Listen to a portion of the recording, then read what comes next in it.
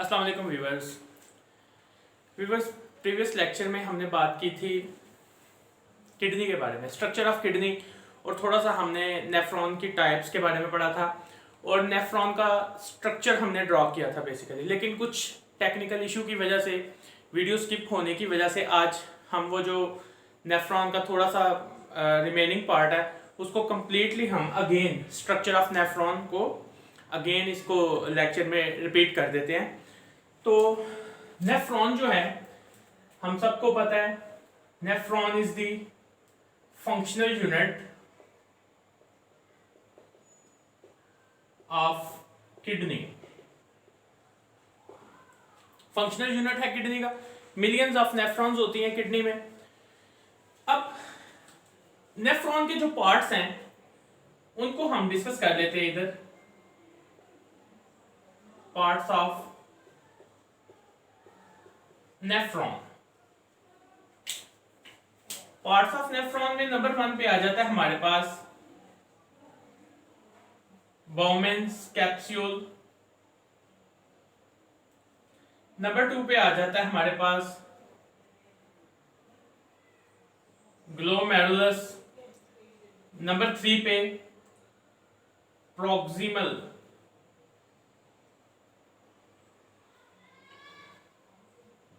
कन्व्यूलेटेड tubule. फिर उसके बाद आ जाता है नंबर 4 पे लूप ऑफ हेनली। हेनली एक साइंटिस्ट का नाम है, इसके नाम पे ये नाम दिया गया लूप ऑफ हेनली। 2 तरह के पार्ट्स इसके होते हैं, एक होता है डिसेंडिंग लूप, एक होता है ascending loop of Henley. Clear. अब इसके बाद नंबर 5 पे डिस्टल कॉन्व्यूलेटेड ट्यूब्स या ट्यूब्यूल। फिर लास्ट जो पोर्शन होता है इसका उसे हम कहते हैं कलेक्टिंग डक्ट। कलेक्टिंग डक्ट और कलेक्टिंग ट्यूब्यूल। अब ये नेफ्रॉन के बेसिक पार्ट्स हैं, हम इन्हें ड्रॉ करते हैं बेसिक सा स्ट्रक्चर नेफ्रॉन का। तो नेफ्रॉन जो है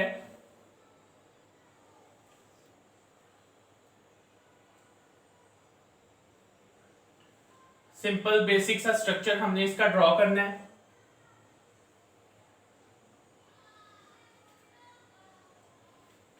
क्लियर। ये एक कप शेप स्ट्रक्चर बना है जिसे हम बोमेन कैप्सूल कहते हैं। इसको मैं साथ साथ ही लेबल करता जाता हूं, बोमेन कैप्सूल।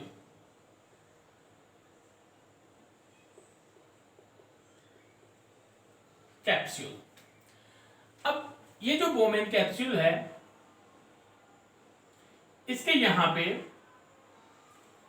हम इसको ड्रॉ करते हैं। एक पार्ट ओपन होता है, कुछ बलदार पोर्शन जिसे हम कहते हैं जी, जो इसके करीब है प्रॉक्सिमल कन्व्यूलेटेड ट्यूब्यूल।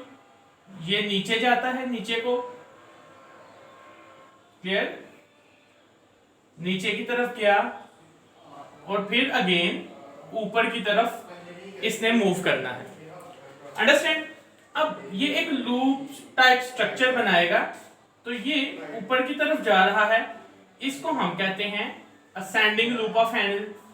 ये असेंडिंग लूप ऑफ हेनल थोड़ा सा थिक होता है as compare to descending loop of Henle. तो यहां पे ये यूं एक डक्ट में ओपन हो जाएगा जिसे हम कलेक्टिंग डक्ट कहते हैं। अंडरस्टैंड। ये हमारे पास कलेक्टिंग डक्ट है।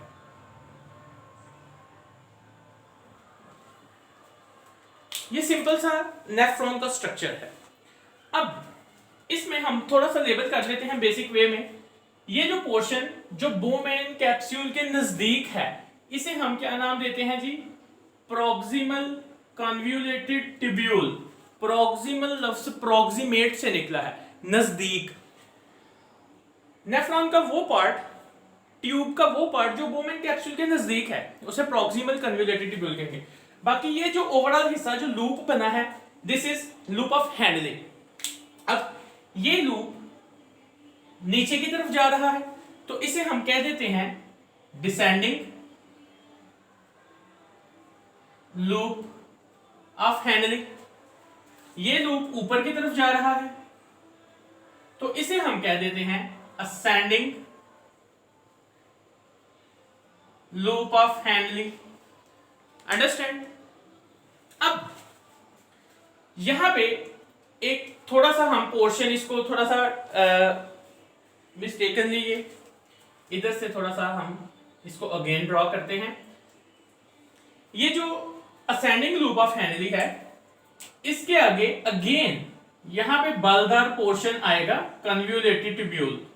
ये कन्वोल्यूटेड ट्यूब्यूल ओपन होंगी कोलेक्टिंग डक्ट में। अंडरस्टैंड? कोलेक्टिंग डक्ट में, लाइक दिस। ये नेफ्रॉन का हमारे पास स्ट्रक्चर है बेसिक। अब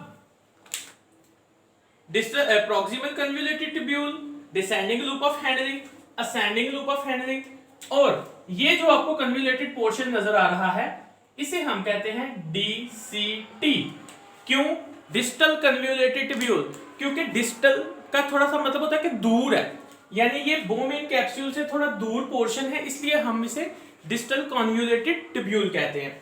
अब ये जो पोर्शन आपको नजर आ रहा है, इस पोर्शन को हम कहेंगे collecting duct. Clear? Collecting duct. और ये किधर ओपन होती है कोलेक्टिंग डक्ट? इसके नीचे क्या है जी? पेल्विस।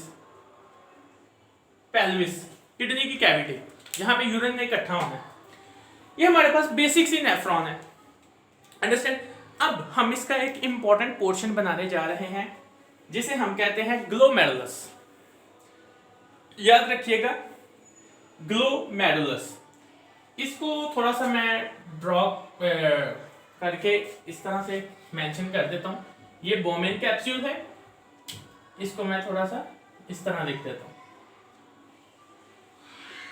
Bowman's capsule. अब मैं यहां पे ड्रॉ करने लगा हूं ग्लोमेरुलस। ग्लोमेरुलस कैसे होता है? यहां से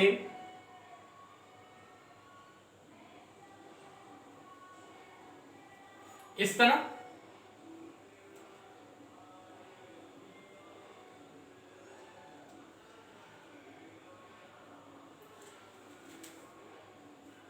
like this,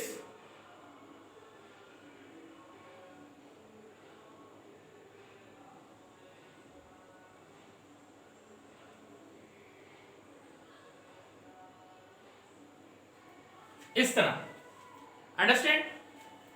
यहां से ब्लड आ रहा है, ये क्या है? आर्टरी, जो ब्लड लेके आ रही है। इसे हम, इस आर्टरी ये ब्लड लेके आ रही है, तो इसे हम कहेंगे efferent, efferent arteriole. Understand? Efferent लेके आने वाली। अब ये थोड़ी सी ब्रॉड होती है स्टार्ट से, एंड पे आके नैरो हो जाती है। ये आगे से डिवाइड होती है, एफरेंट आर्टरी डिवाइड होके यूं कुछ डिविजन्स बना देती है आर्टरी में।